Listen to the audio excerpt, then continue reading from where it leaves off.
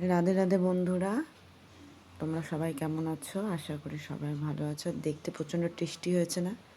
তো জানতে লাগবে তো এটা আমি কি করে রান্না করেছি। এটা হচ্ছে রাজমা। আমার ছেলে আমাকে জিজ্ঞাসা করলো এটা কী, তা আমি বললাম গাছেদের কিডনি। তা আমি ওকে দেখালাম ভালো করে, দেখ এটা পুরো কিডনির মতন দেখতে। তো এটা হচ্ছে গাছের কিডনি। ও দেখা শোনার পর একটা কথাই প্রথমে বললো খাবো না। তো ওকে যখন ভালো করে যখন রেডি করে দিলাম তখন বললো না ইয়াম্মি টেস্টি। তো এটা অ্যাকচুয়ালি আগে থেকে সকাল থেকে আমি ভিজিয়ে রেখেছিলাম। দিয়ে রঙগুলো দেখো ভিজিয়ে রাখার পরে এটাকে ভিজিয়ে না রাখলে অনেক সিটি দিতে লাগে, তো ভিজিয়ে রাখলে তাড়াতাড়ি হয়ে যায়। তো প্রেশারের মধ্যে দুটো তেজপাতা আর সামান্য পরিমাণে গরম মশলা, গোটা গরম মশলা আর শুকনো লঙ্কা দেখো জল দিয়ে এটাকে সিটি মেরে নেব। তো শুধু জল দিলে হবে না, জিনিসটার মধ্যে আর একটা জিনিস দিতে লাগবে, যেটা দিলে আর একটু স্মুথলি হয়ে যায়, যেটা হচ্ছে লবণ। তো দেখো আমি লবণ নিয়ে নিয়েছি আর সামান্য পরিমাণে একটু তেল দিয়ে নিয়েছি। আমি সাদা তেল দিয়েছি, তোমাদের যদি মনে হয় যে এখানে তোমরা সর্ষের তেল ইউজ করবে করতে পারো। তো এখানে দেখো এটাকে সিটি নিয়ে নিয়েছি, দুটো সিটিতে হয়ে যাবে। তো এখানে হচ্ছে দেখো বাটির মধ্যে পোস্ত নিয়ে নিয়েছি, আর পোস্ত নিয়ে নেওয়ার পর চার মগজ নিয়েছি। অ্যাকচুয়ালি পোস্ত আর চার মগজটা নেওয়ার কারণ হচ্ছে আমি পুরোপুরি এটা নিরামিষভাবে করছি, কারণ আজকে শনিবার তো, তো নিরামিষ করতে লাগবে। তো সবসময় পেঁয়াজ রসুন দিয়েও ভালো লাগে না খেতে। তো দেখো আমি আদা আর টমেটোটা একটা পেস্ট করে নিয়েছি। তো যেহেতু ওরকম কিছু মানে পড়বে না পেঁয়াজ রসুন, এই জন্য আদার পরিমাণটা একটু বেশি করে নিয়েছি। দেখো বেটে নিয়েছি। কড়াইয়ের মধ্যে তেল দিয়ে শুকনো গরম মশলা নিয়ে নিলাম, কাঠ নিয়ে নিলাম, মানে দারচিনি নিয়ে নিলাম, আর এই দেখো গোটা জিরে ফোড়ন দিয়ে নিলাম। তো জিনিসটা খেতে এত সুন্দর হচ্ছে, প্রচণ্ড টেস্টি হয়ে গেছে, ভাবতেই পারিনি। আর দেখো আমি একটু এখানে তোমার গোটা টমেটোও নিয়ে নিয়েছি কুচি করে। তো অ্যাকচুয়ালি কী বলো তো, জিনিসটা নিরামিষ তো, তো একটু টমেটোটা না দিলে ঠিকঠাক ভালো লাগে না। আর দেখো এদিকে রাজমাটা তোমার সেদ্ধ হয়ে গেছে। তো মানে মনে হচ্ছিলো প্রথমে প্রচণ্ড গলে গেছে, কিন্তু ওই রকম গলেনি। ঠান্ডা হলে অটোমেটিকলি একটু টাইট হয়ে যায়। আর যে আদা টমেটো পেস্টটা করে রেখেছিলাম দেখো ওইটাও দিয়ে নিলাম।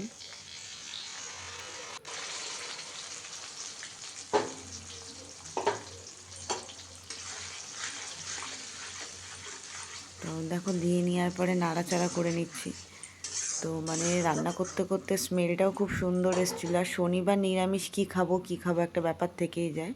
আর আমি এর মধ্যে জিরে ধনে গুঁড়ো মিক্সড করে রেখেছিলাম, ওটাই দিয়ে দিয়েছি। তো শনিবার এখানে দেখো তোমার হলুদ নিয়ে নিলাম, দিয়ে এগুলো অ্যাকচুয়ালি মিক্সড করে নেব। আর আমার সবজিতে তো জানোই ভালো করে একটু মিষ্টি মিষ্টি হয়, কিন্তু না এখানে আমি ঝাল দিতে কঞ্জুসি করিনি। দেখো এখানে অবশ্যই চিনি দিয়ে নিয়েছি, তো আমি একদমই ঝাল দিতে কঞ্জুসি করিনি। দেখো এখানে এই জন্য আমি গোলমরিচ গুঁড়োও দিয়ে দিয়েছি। মানে ভাবতে পারছো আমি কী হারে এটাকে ঝাল করেছি, মানে আমার কাছে ঝাল, কিন্তু তোমাদের কাছে অবশ্যই নয় এটা ঝাল। তো এইটা আমার আর আমার ছেলের কাছে বিশাল পরিমাণে ঝাল, এই জন্য বলা হয়েছে যে মিষ্টি আনতে লাগবে।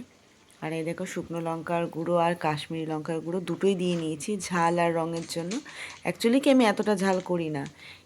এই জিনিসটা আমাকে রান্না করে নিচে আন্টি চেয়েছিল আমাকে যে নিরামিষ রান্না করে দিলে মানে খাবে আর কি। তো ওটার জন্য বললাম যে পেঁয়াজ রসুন, বলে না পেঁয়াজ রসুন দিয়ে খাবো না, নিরামিষ খাবো।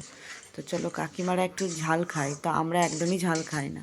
তো অ্যাকচুয়ালি আমরা ঝাল খাই না বলে কাকিমাদেরকে দিতে লাগবে। তো তো দেখো এখানে লবণ দিয়ে নিলাম। তো ওই জন্য অ্যাকচুয়ালি আমি এতটা ঝাল দিয়েছি, নইলে আমি এতটা পরিমাণে অ্যাকচুয়ালি ঝাল দিই না। তো দেখো এখানে এই যে তোমার পোস্ত আর চারমগজটা পেস্ট করে রেখেছিলাম ওটাও দিয়ে নিলাম। এবার দিয়েছে নাড়া করতেও, যতক্ষণ না তেল বেরোবে ততক্ষণ এটাকে কষাতে লাগবে। তো এই আর কি। তো দেখো এইদিকে তোমার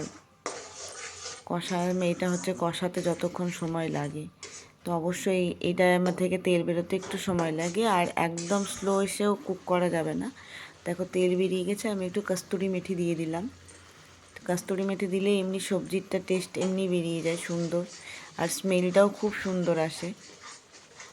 তো কস্তুরি মেথি দিয়ে নাড়াচাড়া করে যতক্ষণ ওই তেল না বেরোচ্ছে ততক্ষণ নাড়াচাড়া করতেই লাগবে। তো তেল বেরোলেই তোমরা বুঝতে পেরে যাবে হ্যাঁ মশলাটা কষা হয়ে গেছে। তো দেখো এখানে এটা তেল বেরিয়ে গেছে। এবার তেল বেরিয়ে যাওয়ার পর এই যে যেই রাজমাটা সেদ্ধ করে রেখেছিলাম ওই রাজমাটা আমি দিয়ে নিলাম।